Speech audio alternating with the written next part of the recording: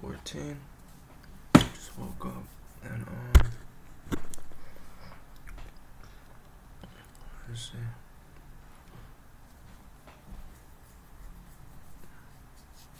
Wrote a couple things down. Wrote a couple things down.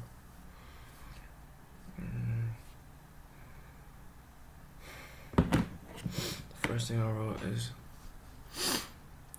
intellectualizing art when it's about expression. So let's talk about that. How did I write that down?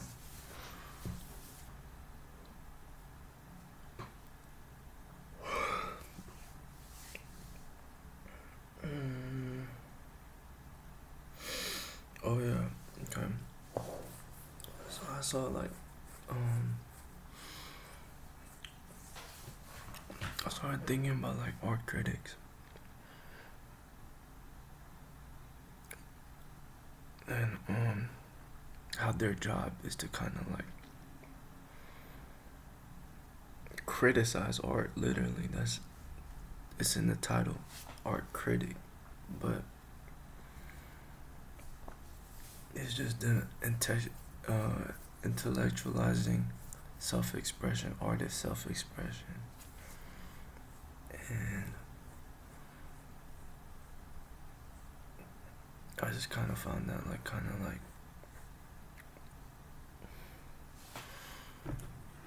I guess like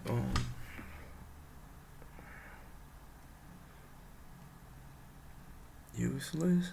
Like, I'm not saying it's like their jobs aren't valid. That's how they feed their family at the end of the day or anything like that. But it's just like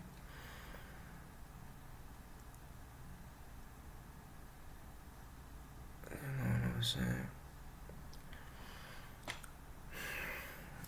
I don't know where I'm going with this, but we're gonna roll through with it.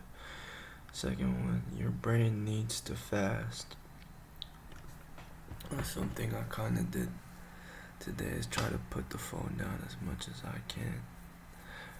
And I'm not gonna lie, like I didn't go through like little doom scrolls here and there, but at the end of the day, something I need to get better at is letting my brain fast. You know,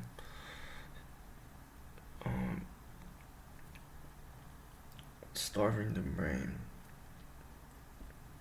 is just as important, because we take in so much information throughout the day, especially with social media. You can just, like I was saying, doom scrolling. You can just doom scroll for a little bit, and like even just reading too. Like you do a little bit of doom scrolling, you read. It's like you're processing so much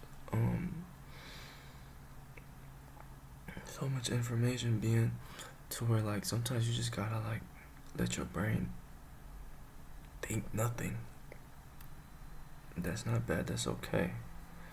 And I feel like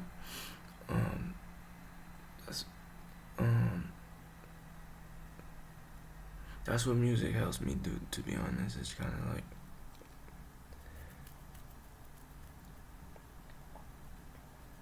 when I make music, I don't think about it. I just kinda do. It's like a doing thing. It's like an action. But yeah, let your brain fast. Nice. Oh, helping a butterfly cocoon. So I seen this video of this guy talking about how like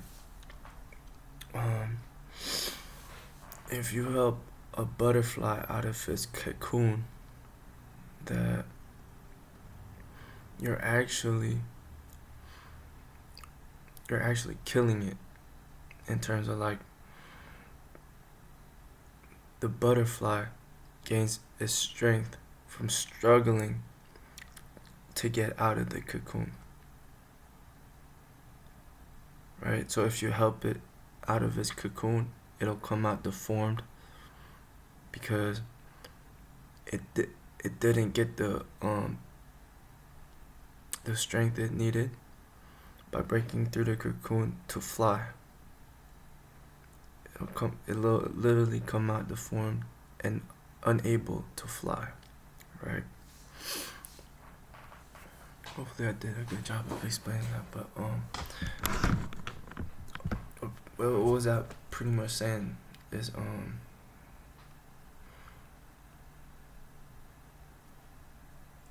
is like not only or not only this hardship gives us strength, but also I feel like if we love somebody, right, our good intentions can sometimes stunt people's growth, right?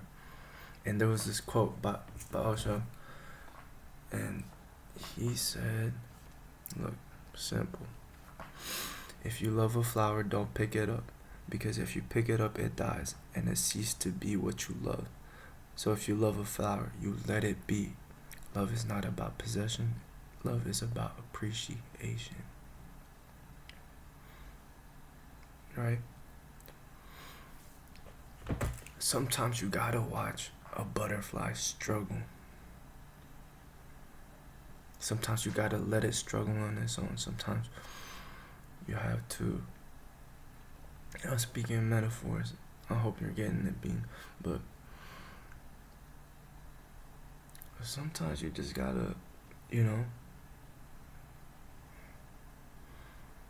let it be, let them, right? So,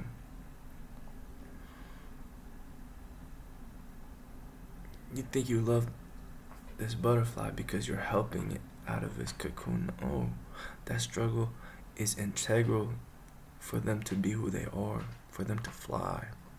So,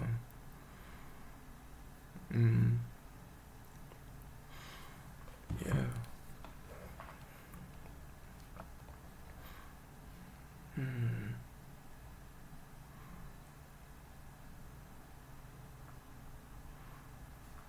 That's all I wrote down.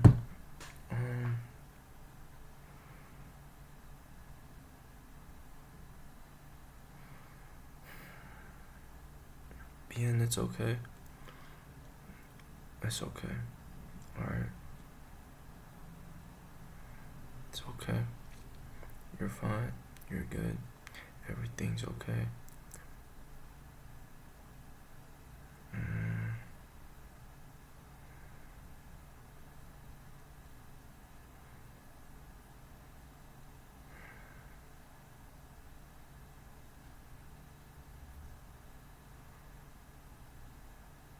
Oh yeah, I got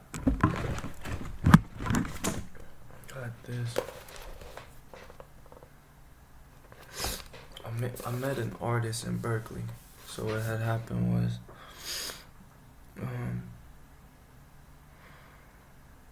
I saw this art stand with like a bunch of painting, and there was this girl behind it, and I was like, wow, like these are cool. Like especially this one. This one really spoke to me, and I wanted to buy it. These are really cool. It's like I was just asking her stuff like, is this the original? Like, you should make prints, this and that. And then she was like, this isn't actually my art. The person whose art this is went to the bathroom, and she told me to watch this, but she's been gone for a while, and I kind of have to go. And luckily, I was carrying my art because I was trying to make some prints. And I was like, hey, I know we just met, but I'm also an artist. Like, if you have to go, I'll stay here and watch this for you until she comes back. And then she was like, are you sure? And then like she was, yeah. I was like, yeah, I'm sure, because I really want to buy this one. I really want to buy this one. So she was like, thank you. And then she went off her day, and I was just watching the art. And her art is so like, I don't know how to explain it. Her art is like really lively, but yeah, she came back and she was like, "Thank you so much, thank you so much," and I was like, yeah, the other person had to go really bad, and I told her I'll watch this, I'll protect the art, and then she was like, "Oh, thank you. Are you an artist?" And I was like, "Yeah, I'm an artist too, but I'm an artist, but I actually wanted to buy this one." And then she was like, take it." And I was like, "Are you sure?" And she was like, "Yes, just take it. It's the least I could do for you watching my table." And then so I took it. So I went down to get my prints, and then I went back up and I went so Berkeley kind of has like in Telegraph at the end of Telegraph has a hill going down. I was going down. On my way back up to my car, I passed her again, her stand again, and she was saying like, "Hey, come here. I want to show you something." And I was like, "Fuck it." And then we kind of just had a conversation before she showed me, but like just having a conversation and stuff like that about like art and how it was really profound. Like maybe I'll share it someday. I have like um a voice recording of it because I wanted to remember it. Um, but yeah, and then she showed me this piece of paper. She showed me this piece of paper. It's like she made into a calendar. She made a calendar. Mm, right here. She made a calendar. See how it says February in the bottom?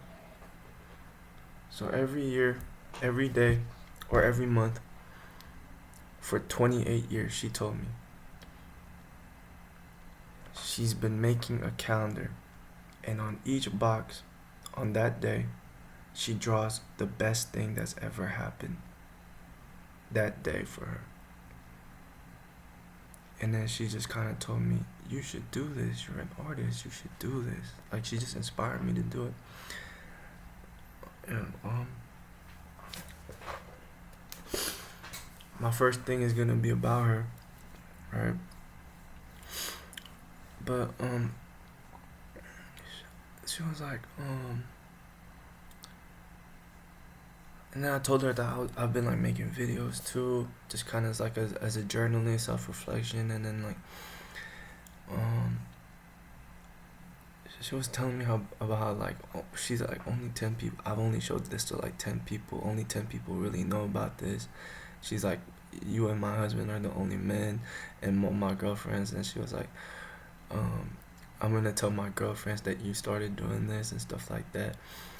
And then she just put me on a lot of game in terms of like life, and I got a little bit vulnerable with her. I'm not gonna lie with like with with my life and how things I've been going through and things I've been like learning and things I've been. And she has to be like in her 50s, like a lot of wisdom, not in terms of just art, but in terms of just like life. And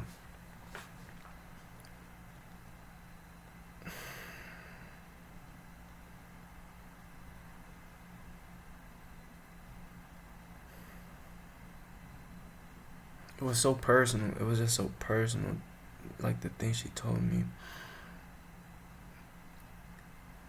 and like about like man, we misunderstand so many things about love. Like we really don't know what love is. But even in her age and in her wisdom, she's still kind of like she's still figuring it out. Think about that. Like married and all, I traveled the world and all. Still, you know. And that kind of let me know it's just like, oh, we're all just trying to figure it out. It doesn't matter if it's like how old you are. We all trying to figure shit out. Like she extended grace to me is what she really did, to be like, give me grace, like give myself grace, which kind of helped me in terms of like um just moving throughout the rest of the day and carrying that what she said with me. And hopefully I'll run into her again. I could show her the calendar I'm making, because I'm making this calendar every day now for the rest of my life, right? She's 28 years of her life she's been doing that. And she was like telling me about how, like, at first when she started doing it, she was like, it's kind of weird, but then when she seen the whole page fill out, like 31 days fill up, she was kind of like, whoa, this is cool. You know what I'm saying? And she was just like, just start now. It doesn't matter how many empty boxes. Just start now. Just start now. And I was like asking her stuff like, do you ever look back into any old like calendar pieces, this and that, and kind of just reminisce, or like this and that? And she was like, no, not really. And she was talking about how, like, she had this one best friend. She like moved away and got married, but she told him she was an artist too. She was like, she told her that she told Sabine, the artist's name is Sabine, but she told Sabine that like don't do it, because she said, she was telling her like she wanted to look back at some of the calendars she made, and she was just like, don't do it, because when you see it, you're gonna want to change things. You're gonna want to make yourself look more beautiful. You're gonna make events more this and that. And then she was telling me about how, like, I don't know if she was projecting her own, like, not insecurities, but like projecting her own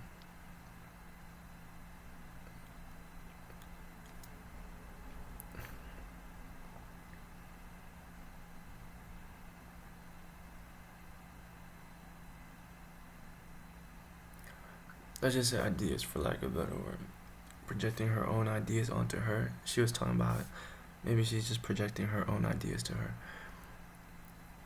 but she said she was right, because she looked back and she was like, she wanted to change some things, make things more dramatic, like on a certain day, like where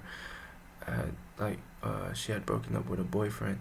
She would have like made the tears, she made the tears more this and that, more expressive. And so at the same time, maybe it was her, she said maybe at the same time it was her projecting her own insecurities into her. But also sometimes it's just like, when we create relationships and like a deep connection with someone, they know us well enough. Sometimes they know us better than we know ourselves, right? Because they become a reflection of us. They're reflecting something in us that we see. And that was also something profound. This is water, by the way. It's a water bottle. Only drink water. And yeah.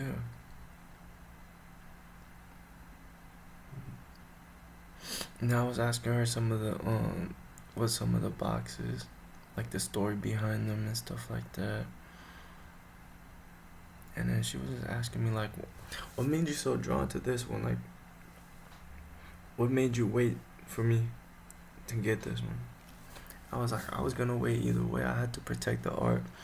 And then she was just like, but what? Why this one? Why this one? I just told her like it felt so personal to me. Like it really did. When as soon as I saw it, like any art table, I'll always take a look at and stuff like that. But sometimes a specific piece will like I feel drawn to it just because it feels personal to me. And this is one of those pieces. It just felt so personal to me. It felt like she painted it for me. Like that's really how it felt. But she explained how all her paintings is called Fairy Tales of Telegraph Ave.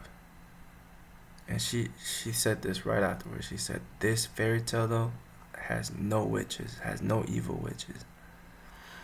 And it kind of gave me a peek into her mentality and how she moves through life.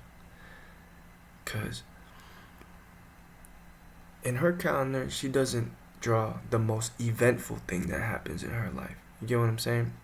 It's the best thing that happened into her life. Fairy Tales of Telegraph Ave has no witches. And like if when you speak to her, she's just a very like a positive person, and it's just like I think that starts with her practice of her way of journaling, right? It bleeds into how she lives life, which is like if you do this for 28 years, you think about the best thing that's happened today and draw it, the best thing that's happened. That means it's like you're always looking for the best in every day. Like really think about that. Really think about it. You're looking for the best thing. You're looking for the best thing every day. For 28 years, that's how she's lived. Looking for the best thing that's happened to her every day. Right? Not the most eventful. Although you can like make it a thing where that correlates, the most eventful thing should be the happiest thing that happened that day. But no. She was like the best thing that's happened to me that day. Right? And it when I was asking her about the story, so to tell me some of the stories that happened, it was like some of them would be something so simple,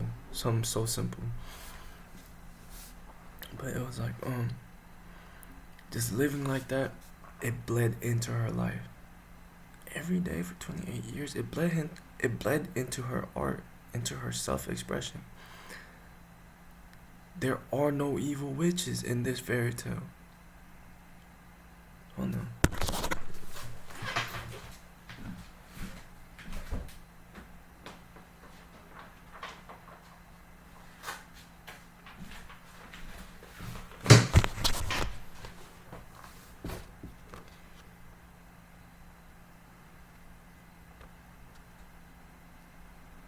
You see how she breathes life into him? You see that?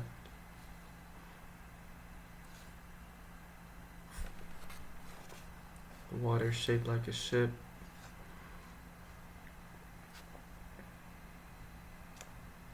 But yeah.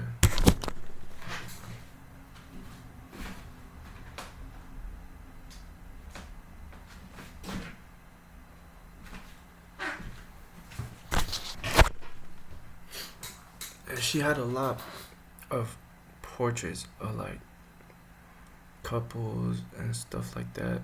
Not all of it, but a lot of them. But it's just apparently things. She's in that street all the time. I recognized her when she came back because like it's just one of those familiar faces you see, right?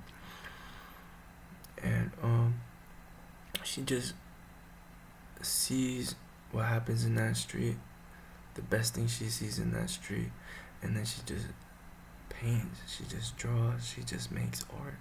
She expresses it, but not the negative things, because Berkeley is full of like fiends, full of homeless people, this and that. But look, she sees the beauty out of it. She sees the best thing. She sees the best things. Right? Everything you do bleeds into everything you do. How you do one thing is how you do everything. Man, I can't get enough of this. I can't get enough of this. It's so personal to me for some reason. So personal to me. And I thanked her for it. I really did. And like, not only this, but also like the game she gave me. In terms of like life. And hopefully I'll run into her again and I get to show her the calendar I've been making. She said when I get with my girlfriends, I'm gonna tell her a man's doing this too. Oh shit. But yeah, um, what was I getting to?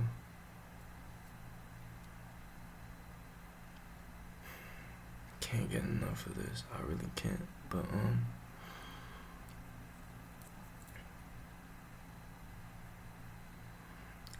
I hope everything I talked about today kind of just like meshes in, right? Like I said, the intellectualization of art when it's a self-expression. We should not intellectualize art, right? Art is a feeling. Art is a feeling. There's no there's no formula for it. There's no good or bad. It's just it just is. It's self-expression. In terms of cocooning, helping a butterfly cocoon, right? Sometimes just let it be. Just let it be, right? Um,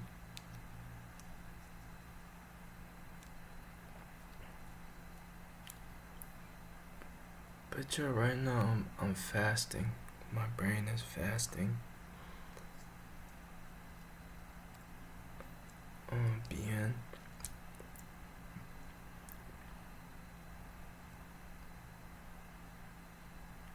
You get you're the hardest person on yourself in terms of like nobody else is harder on you than you. But you gotta be your own friend. You gotta be your own friend. You gotta give yourself grace. And um, you have these desires, right? That doesn't serve you. Your spirit has to be strong, and that's something we've been working on, and something I've really placed importance in is just like spiritual strength. Because one thing about it, I'm not gonna let them control me. I'm gonna have control of my own self and my own frequency to where you're constantly fighting temptations, whether it comes to food, whether it comes with lust, whether it comes with, they said food, Miyamoto Musashi said, eat for vigor. Eat for vigor, not for taste. Food was never meant to taste good. Like, culinary arts is invented, right? That is an art. And it's not like Miyamoto did not partake in like eating good food. He did. But he never forgot the real purpose of eating, which is for vigor, for nutrients. To make sure you eat, so make sure you eat good, you know. But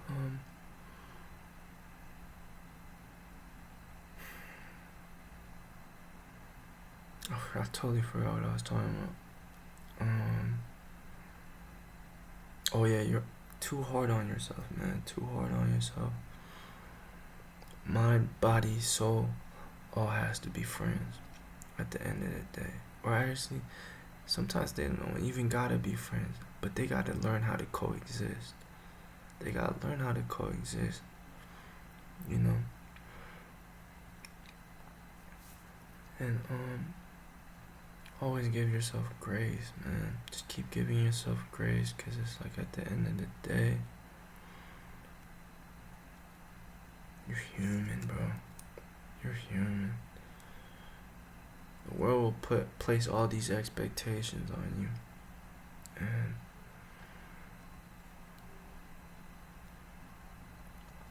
I don't know. And you will put all these expectations on yourself as well. You will, actually. But, you know,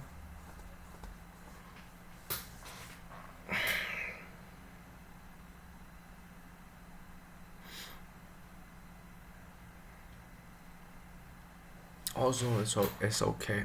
It's okay to cry, man. I don't want you to feel weak for crying.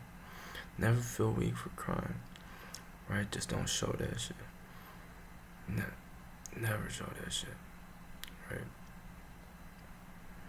Your mom never cried in front of you, not once. Not once, bien. Not once. And she had all the reasons to. 2 kids on her own? Come on, man. No check coming in. Like, all the reasons to. First generation immigrant. No friends, no family in the Philippines. Had all the, in America, had all the reasons to cry. Never broke down, never showed weakness in front of you once. And no, crying is not weakness. Crying is not weakness, but never showed you. Never showed you once. But crying is release. You know, there's the study that water holds memory. When you cry, you're releasing water. What are you releasing? You're releasing memories. And release is good. Surrender is good. And just keep being nice to yourself. Keep being good to yourself.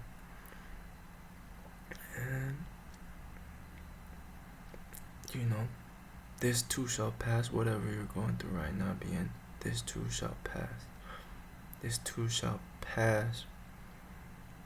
And I love you. And I love you. Amen.